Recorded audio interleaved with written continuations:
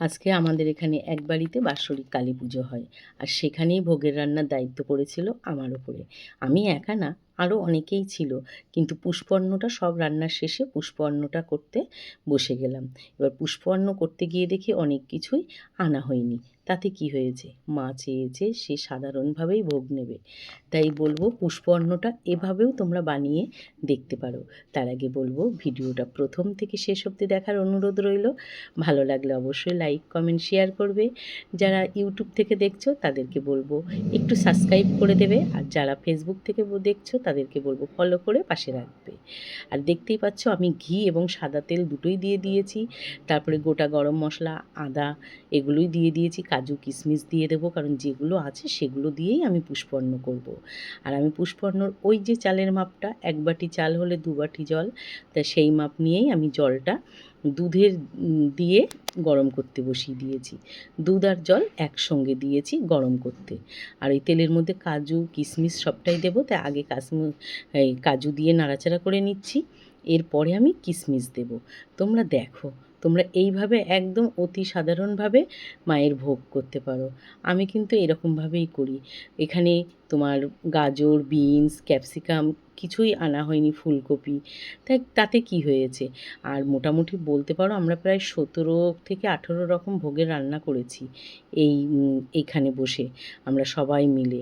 কারণ মাকে ওখানে একটা পুজো না, ওখানে মা, ভোলানাথ, আর একটা জিনিস, এই যে রং করার জন্য মানে পুষ্পান্নতে আমরা দিই না, আমি কিন্তু সেই হিসেবে এই ভাজার সময় সামান্য একটু হলুদ দিয়ে দেবো। যখন আমি চালটা দিয়ে এইগুলো দিয়ে ভাজবো, তখন আমার চালটাতেও হলুদ তেজপাতাও দিয়ে দিয়েছি, দেখতেই পাচ্ছ। আমি কিন্তু এক্সট্রা করে কোনো রং ব্যবহার করিনি, আমি একটু হলুদ দিয়েছি যাতে চালটা ভাজলে হলুদ হলুদ হয়ে যায়। যেহেতু পুষ্পান্ন সেই কারণে সামান্য একটু হলুদ দিয়েছি, কিছুতে দেবো না। না থুই আসতে হবে না, রাখো এই ঘরের এক পাশে। হ্যাঁ দেখেছো, আমি তেলে যেহেতু হলুদ দিয়েছি সেই জন্য আমার এই চালটাও হলুদ হয়ে যাবে। আমি এবার ভেজে নিই, পরে আবার আসছি। এই যে দেখো ভালো করে মিক্সড করেছি, এর মধ্যে আমি এবার দিয়ে দেবো জল।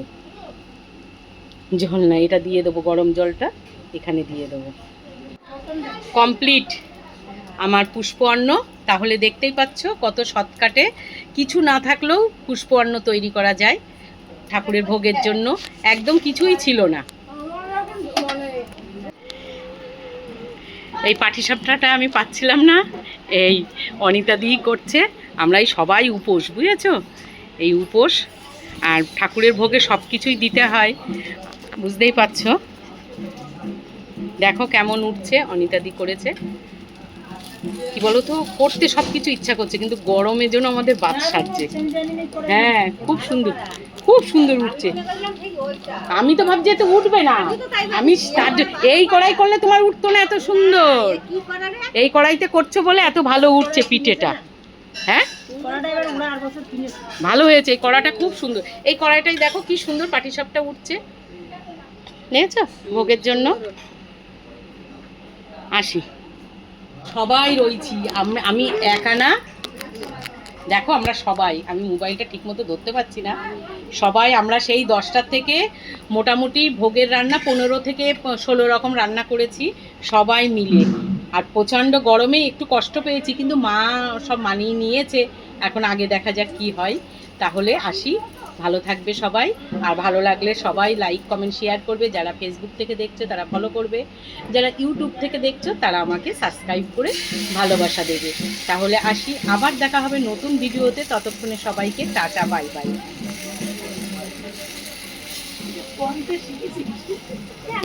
ভালো পারে